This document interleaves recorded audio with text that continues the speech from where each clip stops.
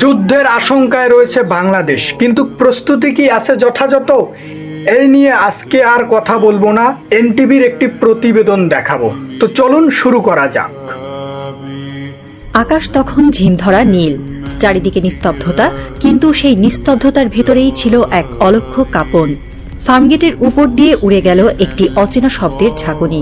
কেউ বুঝল না সেটি আসলে কি ছিল।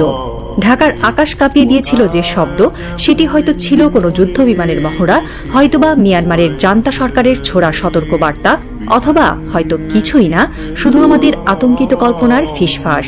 কিন্তু প্রশ্নটা থেকে যায়, যদি কিছু হতো, যদি ঢাকায় পড়তো একটি মিসাইল, আমরা কি করতাম? একটি স্বাধীন রাষ্ট্রের সবচেয়ে বড় পরিহাস হলো তার স্বাধীনতা কেবল ভূমির উপরে থাকে, আকাশ থাকে দখলে অন্য কারো। আকাশটা আমাদের নয়, এই লজ্জা আর কতকাল বইবে? 1971-এ আমরা রক্ত দিয়ে স্বাধীনতা ছিনিয়ে এনেছিলাম, কিন্তু 2025-এ এসে আমরা সেই স্বাধীনতা রক্ষা করতে পারি না, না প্রযুক্তিতে, না কৌশলে, না প্রস্তুতিতে।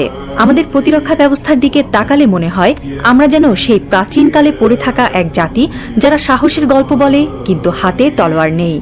কয়েকটি পুরনো চাইনিজ FM-90 মিসাইল, দু একটি মিগ ফাইটার যেগুলো ওড়ে কিন্তু যুদ্ধের মুখে টিকবে না, আর আছে কিছু সাহসী মানুষ, পাল্টা হামলার স্বপ্ন চোখে নিয়েই তারা মরে যেতে পারে, কিন্তু প্রতিরোধ গড়ে তোলা তাদের পক্ষে সম্ভব নয়।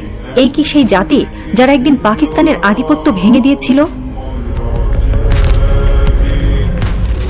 এক সময়ের তৃতীয় পারমাণবিক শক্তিধর দেশ ছিল ইউক্রেন। তারা বিশ্বাস করেছিল বিশ্বের শক্তিধর রাষ্ট্রগুলো তাদের নিরাপত্তা দেবে, তাই পারমাণবিক বোমা ছেড়ে দিয়েছিল তারা।